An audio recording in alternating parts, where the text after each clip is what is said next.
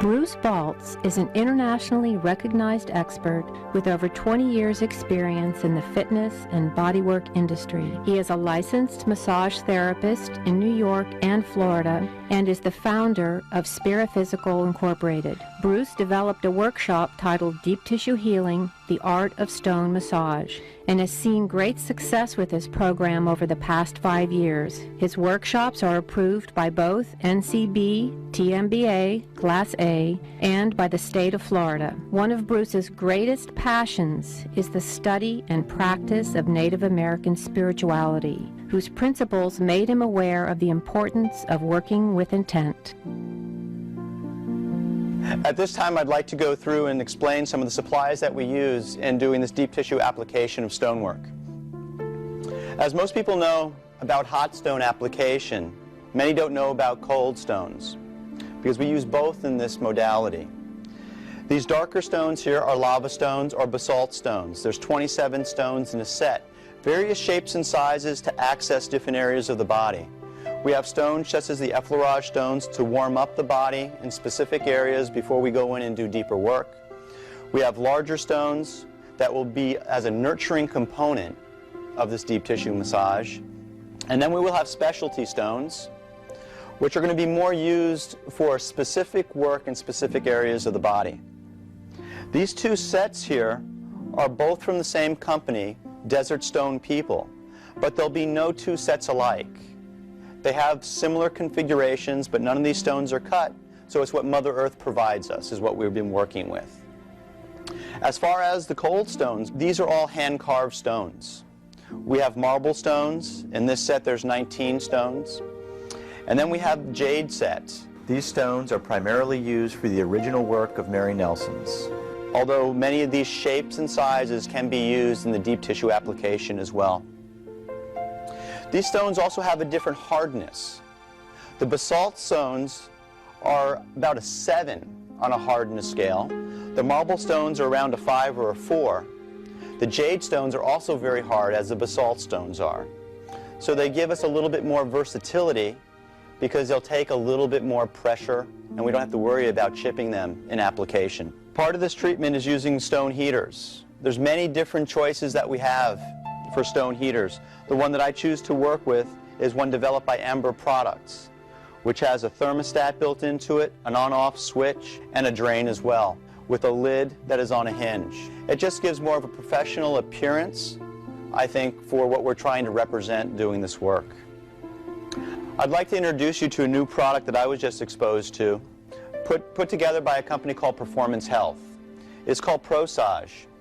This is a product that was developed with the assistance of Eric Dalton and James Wazalski, who are two leaders in deep tissue work for massage therapists. Doing deep tissue work, we want to be able to grip the fascia. We want to affect the body on a deeper level. And we want to feel what we're doing when we're doing the work. And if you have too much oil, you can't feel through the stone, you can't control the stone. But what ProSage Heat does for me is that it brings heat into the treatment before I introduce a hot stone. So it prepares somebody for what they might receive, especially for those who have never received hot stone massage before. It kind of gives them a little introduction to the concept of applying heat into a basic or advanced deep tissue session. You'll find that if the oil is used in a proper amount, that you're not going to lose control of the stone and that you will grab the fascia and affect the body on a deeper level. The massage tables that I've been using for the past 10 years have been produced by Golden Ratio. I find that they're a sturdy, sound table and the foam is good density, and for this work you need that type of padding because we're working deeper and harder, and so you want them to be as comfortable as possible. This is Angelica, so I'll be starting off working on her back. First you'd want to get all the information that you would in any basic massage session on the problems or concerns that you might have for your client before you start a session. If there's medications involved, what they may be, any surgery or anything else that might produce muscular imbalances. I know Angelica's history, so I'm not really going to go through that whole process, and also since this is an introductory session. One thing we do have to be aware of, though, when we're working with temperature, contraindications are amplified. They're very similar to the ones that massage therapists have been taught in school and in their private practices, what they may have learned. But you just want to understand when you're working with heat, everything is amplified, and so it has to be done within their tolerance. Okay, so I'll start off by working on her back, and when I'm introducing stones to the body, I start with smaller stones first. You want to not overwhelm the system with too much heat. It's like getting into a hot tub. You don't just jump in. Nerves get adjusted to the pressure and to the heat of the stone gradually, so then you can increase it safely. The last thing we want to do is have an involuntary response that a client wants to protect themselves from your work, such as flinching because the stone's too hot or doing the same because the pressure's too deep. So you really want to be conscious of their pain threshold and work within that. I'll be using ProSage heat during this treatment. I find it's a good way to introduce temperature to the body before you apply a stone, which is also going to be hotter than what the ProSage heat will apply during the beginning of the session. And this oil happens to give a very good sense of touch to the body, and so the glide is very smooth and not too fast. I'm going to choose stones that are going to accommodate the body size and the areas that I want to access. Since we're just introducing heat to the body for the first time right now, I start off by taking out a few smaller stones, which I know are going to carry less heat. The first stone I'm even going to cool off a little bit so the body can get adjusted to the heat. The second stone I'll most likely leave out because it's going to cool off while it's on the table. It's a lot easier to get a stone started in an effleurage stroke when the slope of the body is dropping away from you. So I'll start on the lower back, and I work the body in quadrants. I'll work on the lower back, and upper back.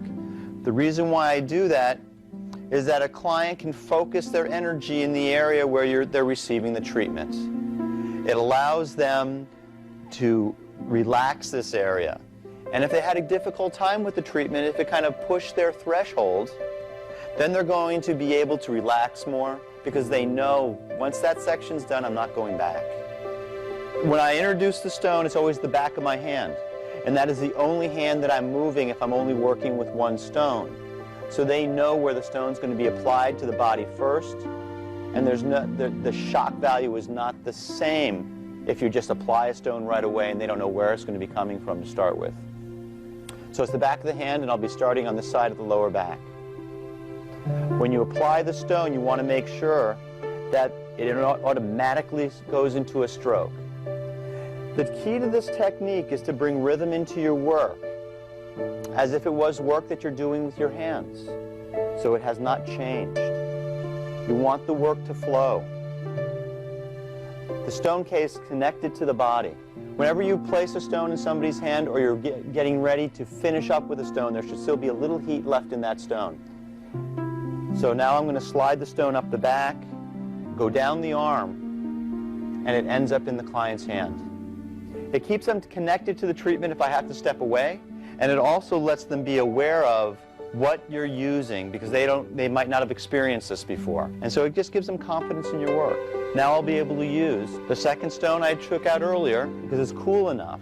When you first apply a stone to the body and it's hot, it's going to be a short, faster stroke so the client can take that heat.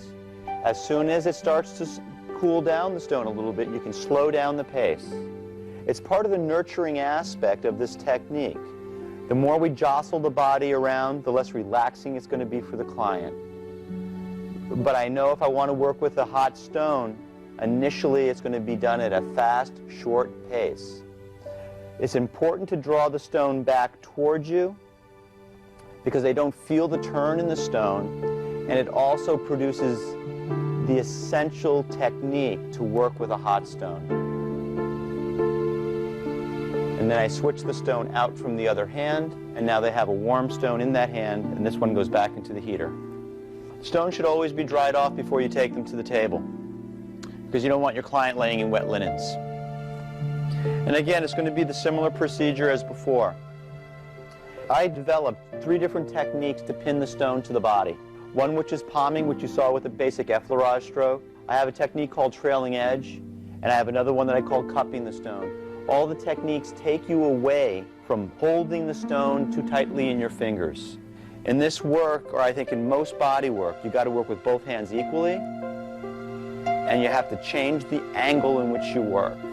If you do this, then the things that might not be so biomechanically advantageous for you, you can get away with because you choose when you do them, and so you monitor them so you don't have any lasting effect as far as tendinitis problems may be, things that will be the end of a massage therapist's career.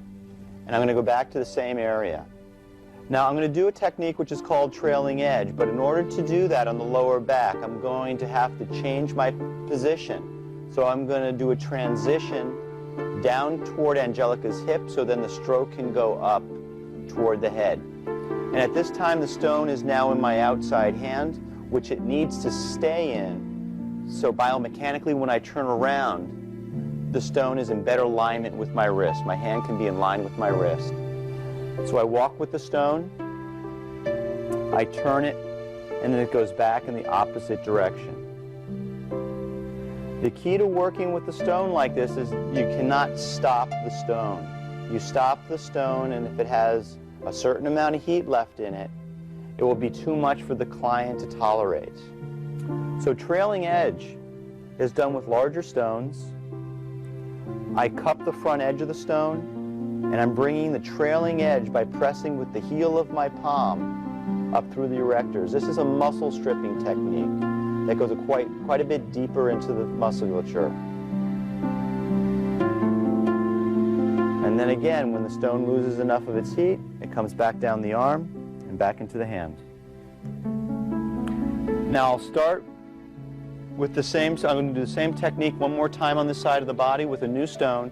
So I'm going to choose again to start from the head of the table because I said before the effleurage stroke starts better in a downhill slope. So again now the stone's a little warm so the pace is faster, then you start to slow it down. It's important to get the stone back into your palm. If it's too far out into your fingertips, your fingers flex back, the pressure is not adequate.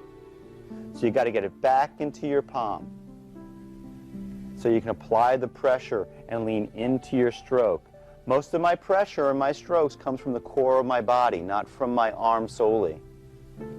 So again, I walk with the stone, it turns and goes back in the opposite direction, and then comes back down into the hand.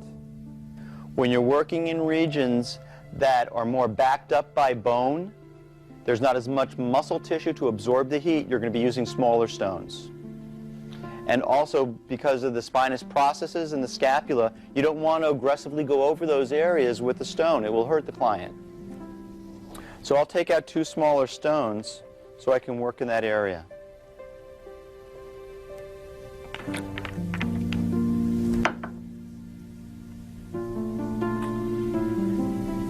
And I know that I'm going to want to apply a little bit more oil now because some of the oil is absorbed into the skin too much for me to turn a stone fast enough.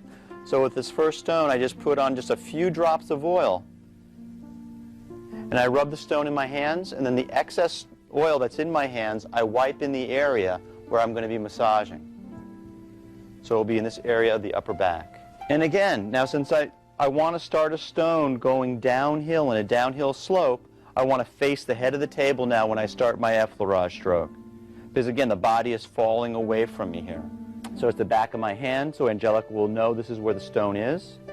Then I turn the hand over and the stroke starts immediately. You don't want to close your hand too much around the stone when you're flipping it. If I have to squeeze the stone and release it, it slows down the process of turning a hot stone. I am just basically grabbing the stone or catching it with my second knuckle and drawing my hand back toward me and flipping the stone on their body. So this way my hand does not have to close on the stone and have another process that has to happen before I can apply pressure. The stroke can lengthen when the stone starts to cool down, but we still only want to turn the stone once. So it turns 180 degrees. As soon as it turns, the stone goes. It needs to represent the flow in the work that you currently do as a massage therapist. For instance, I'm sure if you're working with your hands, you don't do this when you're massaging the body. So this stone should stay connected to the body. I don't release it from the body to start the stroke. We stay connected the whole time until we either place the stone in the hand or tuck it underneath the body. And at this point, when I'm able to go this slow with a warm stone, it enables me to feel what's going on under the stone. So I will find those tight spots that I might want to sit with a little bit longer and let the heat soak in to relax the muscle more. The water temperature that you work with is pretty important in this technique. First of all, it has to be within your comfort zone as a massage therapist to handle the stone with confidence when you're working with your client, and it also has to be within their tolerance. The average water temperature that I work with is between 120 and 140 degrees. If I do heat the water up to 140 degrees, it enables me to take out more than one stone at a time, so I don't need to spend as much time going back and forth from the heater, but I'll definitely have to cool off the first stone, if not the first two stones that I take out when the water is at that temperature. But again, it's always within your tolerance and then your client's tolerance. All of us as deep tissue massage therapists have had clients that have come to us that have said that they want more pressure. You have to work within your own ability as a massage therapist, otherwise you're just damaging your body. We have a timeline as deep tissue massage therapists. We'll be able to work at this level, it's individual, but say 10 years. So our body mechanics and the stress that we put on our body should be minimized. One of the most important factors as being a massage therapist is working within our own abilities. So that would mean that we don't want to work with a stone that's hotter than what we can handle in our hand, because we're not going to transmit the confidence that we need to when we're doing the treatment. And we also don't want to put additional wear and tear on our body, which is going to happen anyway because of the choice that we've made to be deep tissue massage therapists. So my goal in this video is to help those who want to work with stones to put together body mechanics that are favorable for us so we can work longer. But the decision has to come from us to work this way. So if a client says to you, can you work deeper, and you know you're working within your limitations and you don't want to work any harder than that, then that client might not be for you. But that's a decision that we have to make, because I'm not willing to sacrifice my body for one client and then shorten my career as a body worker by 3 or 4 or 5 years. It just does not make any sense. So I'll be going on to doing a little bit more specific work here around the scapular region, since we've already brought enough heat to the area, so then I can work slower now with the stone that might be a little bit hotter. I have some effleurage stones in my set that might look like specialty stones, such as the one that I'm going to be working with right now. This stone that I'm working with is going to enable me to do some point work through the scapular region, but it's of a shape that I can still turn it. And since there's been enough heat presented to this area, this stone, I'm fairly confident, since I've worked with Angelica before, that she's not going to have a problem taking this heat.